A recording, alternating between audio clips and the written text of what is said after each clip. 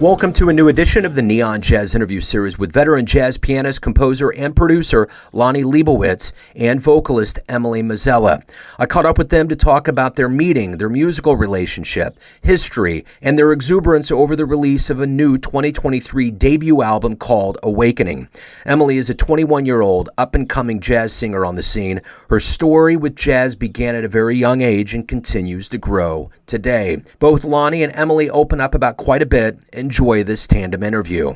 Thank you both for taking a minute out today. Before we get into this interview, I want to know, introduce yourselves respectively and what your capacity is in life and with this project, and then we'll kind of hop into the backstory and go from there. Yeah, okay. I'm just going to do it historically, hopefully not hysterically, although that wouldn't be bad either. Chronologically, I'm a New York-based musician, jazz pianist, composer. I've had success in many areas of the music business, even outside of jazz. Back in the days of the CDs in the 90s, I was playing all the Manhattan clubs and touring a bit, and sold CDs internationally. I was on a label, and it was a groovy time. But there's no time like the present. So I've also, as many musicians have done teaching with me, mostly private study. I also sort of studied with the, I don't know if you're familiar with Lenny Tristano, Sal Mosca, people like that. Yeah. Yeah, so I sort of came out of that thing as a student in Queens, and that was back in the 70s when I was a kid, growing up and everything. In any case, I relocated up north, Westchester, New York, and, took my music with me and was a teacher up here. And I guess it was about 4.5 years ago or something, this 16-year-old girl came to me. Well, her mom called first, Emily, as a vocal student. And then eventually a music sort of improvising student as well. And then, only a handful of students really over my life, has sort of it kind of raised to the level of being a professional, a young professional, a recording artist, and just a damn amazing singer, And, okay, I guess that covers me. Yeah, go ahead. No, go ahead. No, you're good. If you wanted to kind of, I guess that now what I can kind of do is, if you want to introduce yourself and kind of, maybe a little bit of the meeting of you two and a little bit of your backstory, and then I can kind of peel back the layers of this project more specifically. I'm handing the microphone over. Okay. Yeah, so I've always, been into singing since I was in the womb. When I was a kid, my mom would put headphones on her stomach, and, the only time I ever moved was when she'd play Bach or Mozart or Beethoven or just any of the greats. So she knew, from that second that I was here to do music, and I knew, before I even came into this world that that's what I'm here to do. And so I, was always doing theater growing up and things like that. And then around, 16 and a half, is when I crossed paths with Lonnie, because I was getting into specifically more jazz-based singing and, coming from R&B roots. So talk to me a little bit about this project. And this is your debut, and the debut is a big deal. It's really kind of your introduction to the world of jazz and recorded music. So talk to me a little bit about, your first single is Awakening. How did this project actually come together? How long has it been in the works? So I would say probably around 18 is when I was first introduced to Awakening by Lonnie. Part of my whole thing as a singer is really that synergy between spirituality and soulful expression, through the vibration of the sound. And so Awakening was something that just really spoke to me and resonated within me. And we realized we had an affinity for spirituality, in a natural way, informal kind of from the ground up kind of spirituality. We both had that, and Emily was so young, but she could really hang with it. Her concepts were clear even back then. I also want to say that it's interesting because you're a jazz guy and we're jazz people, and yet you mentioned Awakening as a single because I sent you that smaller mix, I think, that edited version. Yeah. And that's really kind of far out in itself because you're really the first person to even bring that up so far, because in jazz there really are no singles, and yet that sort of stumbled on one thing about the project, which hopefully will resonate with you and your audience. Otherwise, I'll talk myself out of something here. But basically, it's sort of like a concept jazz record. Now, you're a lot younger, I believe, than I am, but I kind of came from that era of prog rock and meaningful records where every record had a message, whether it was, Dark Side of the Moon or something by Tull. The Moody Blues actually did something similar to what we did. They would always start their records many times with spoken word and lay out something that had meaning other than the music, really saying something in different ways, in different dimensions almost, or multidimensional expressions. So that's really what we did, and I don't really know another record like it that's a jazz record, because it's still a mainstream acoustic jazz record. As you know, you've heard it. So actually, we're curious to like what you think about it. So we're always curious any reaction we could get because we know it's different. Yeah, and I think that's the thing about it. There is a difference to it, and I think a part of that, which has always been my first question to ask, and I'll get into that, which has been kind of this COVID period, it really has kind of put a new spin on things, and I think that the one thing that the world of jazz has been really good about is it's been good about amalgamizing all of these different influences into a newer kind of sound, and I think that's the thing that's really good about this, is that we are hitting strides where there's this traditional element that we've all gotten used to in the craft and the idiom, so to speak. And I think there's new elements that are coming in that are really refreshing, that are really good, and that I think it's really pushing the craft. And at the end of the day, that's what jazz really was all about. I mean, it was kind of this, somewhat revolutionary music at the time that got people to dance, but I think, which it still does, but I think now, even then, it really gets people thinking in a different direction. Jazz is a feeling. It's more than anything else, it washes over you in a different way. And I think that's the thing that's really refreshing about this. So my question to you is, how much did surviving COVID and going through that, how did that factor into the sound? And especially now with releasing it, with the world waking up, how does that part of it feel as well? Yeah, it's funny. You say waking up. Yeah. I guess you could think of the lockdown and the COVID thing in general like of some kind of big sleep. But the world is waking up, in many ways. I think that's why, if you permit me to say it, that's why, like the mainstream media is trying to keep us asleep or something and fill us with fear. But, me and Em are just there to have a great time doing the music and vibrationally waking people up with, like I said, besides the beautiful music itself, a little bit more, with the spoken word. And there are other parts of the album that have that too. It's almost a theme. Again, it's really a mainstream jazz record, and it's so funny. People hear this record very differently, which is another kind of like looking at the diamond from many angles. But basically, in the middle of the record, we covered Giant Steps by Coltrane. And so I wrote words, lyrics for it, which are also message-oriented, I guess. And then we close with the Stevie Wonder tune that another young high school student requested that we do years before. And so I had that in the back of my mind, and Emily sings it so wonderfully.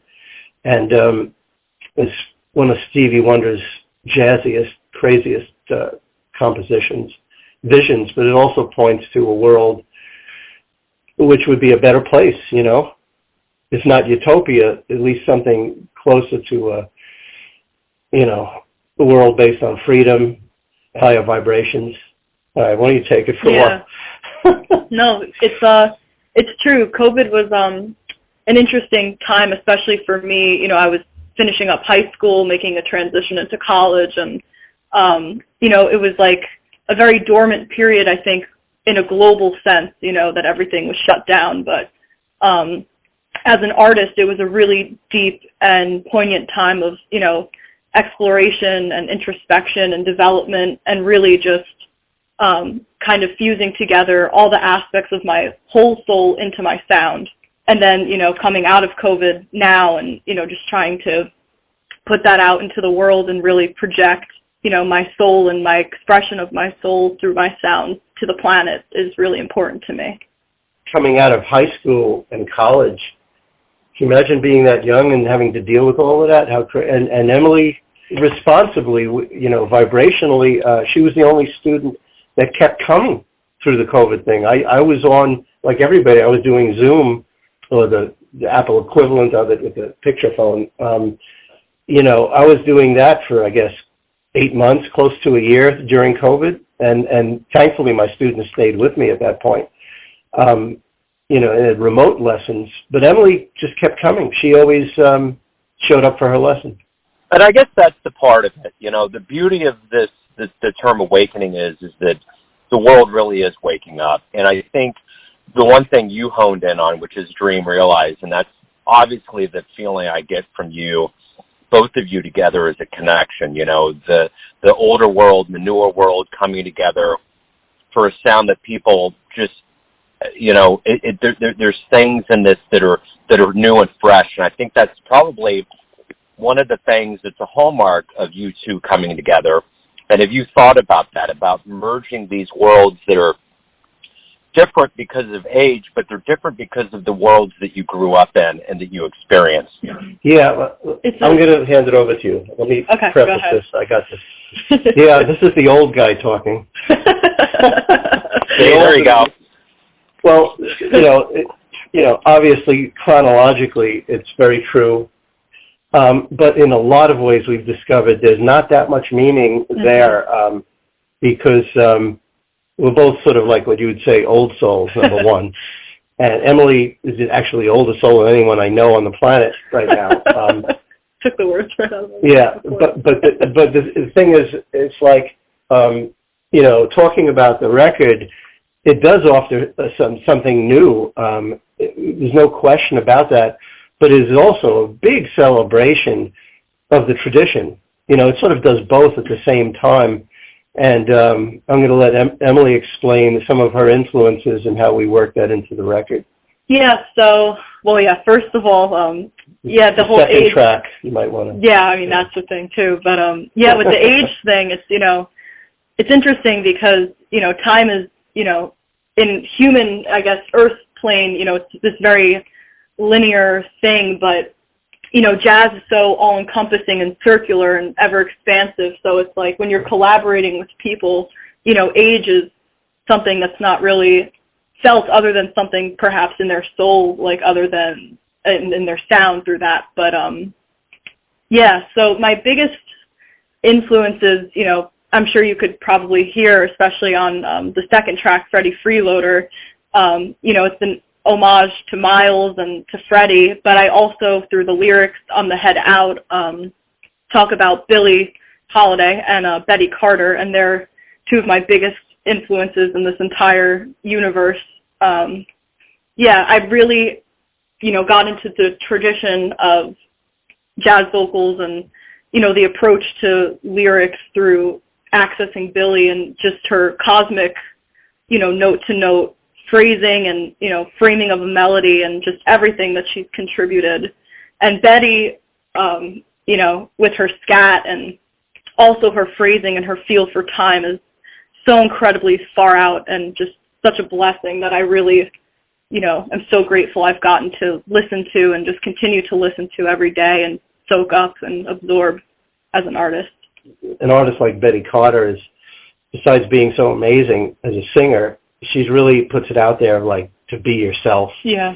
You know, kind of like Monk and a lot of other musicians that, you know, like, be yourself at all costs.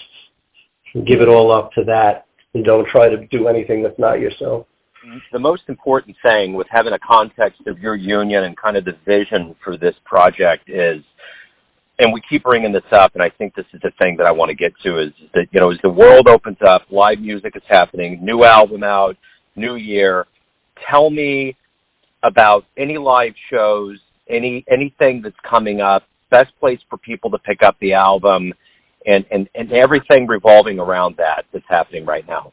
Okay, well, we do have a CD or album release concert, you know, on the local level up here in northern Westchester, which is New York, where we're from. And we're doing it at a friend's place. It's Ford, or John Ford Piano. And it's a pretty cool space because there's a lot of acoustic pianos there, a lot of great grand pianos. So I get to choose, you know, my instrument. You know, that's on the local level, plus a whole bunch of other gigs we're doing locally. Interestingly enough, we're, you know, in conversations with a big venue for a concert in your area. It could be about 2 hours southeast from you in Kansas City. And, you know, we'll let you know if that comes through. That would be like a bigger concert in a concert hall, which is really how we would like to present ourselves. You know, there's always Manhattan, and, you know, we occasionally get down there and do stuff, kind of telling Emily lately that she needs to sit in a bit and get known, you know, like I did back in the day. But other than that, and then we also, you know, if anybody's listening, we have eyes, you know, to travel and do some global exposure, you know, some international things. It is a live music. Jazz is meant to be felt live, yeah. Absolutely. So, Bandcamp, is that the best place to get the album? So I would Is say... it on Bandcamp? I don't have a Bandcamp, so no. I have it on my website, and then, so my website, if you want to purchase a CD, and then there's also Spotify, of course, and Apple Music, all those platforms. There's all the streaming sites, obviously, and you can, Emily, you want to leave an email or something? If people want the physical CD, which hopefully one day will also be a vinyl album, and because Joe, you have a copy now, and it's a nice package we put together, you know, nice artistic package, and you know, so many people, especially young people, they just listen digitally now, you know, with headphones and whatnot, or Bluetooth. You know, I still have a big stereo, so, you know, I still appreciate CDs and vinyl and things like that, you know. So, are we totally hooked up there with how to get it? Yeah, you can just, you know, join my mailing list on my website, and that'll, you know, give you a way to get it. Or you could just, you know, reach out to my personal email, or work email, rather. But EmilyMazella.com? My website is EmilyMazellaMusic.biz. I really wanted to get to the jugular today about your union and the project, and I'm really looking forward to getting the music on the show and presenting it. So I appreciate you taking time out today and opening up about it, and good luck with everything, with the album, and as the year opens up with live shows. Thank you for letting me open up to you and share it with the world, man. I'm very grateful, seriously. Emily's a very open. Beautiful. Thanks so much, Thank you Joe. so much. Thanks for listening and tuning in to another Neon Jazz interview, where we give you a bit of insight into the finest players in New York City, Kansas City, and spots all over the world, giving fans all that jazz. Thanks to both Lonnie and Emily for their time, music, and story. If you want to hear more Neon Jazz interviews, you can find us on Apple Podcast or Spotify. Subscribe to us at YouTube. And for everything Neon Jazz, go to the neonjazz.blogspot.com. Until next time, enjoy the jazz, my friends.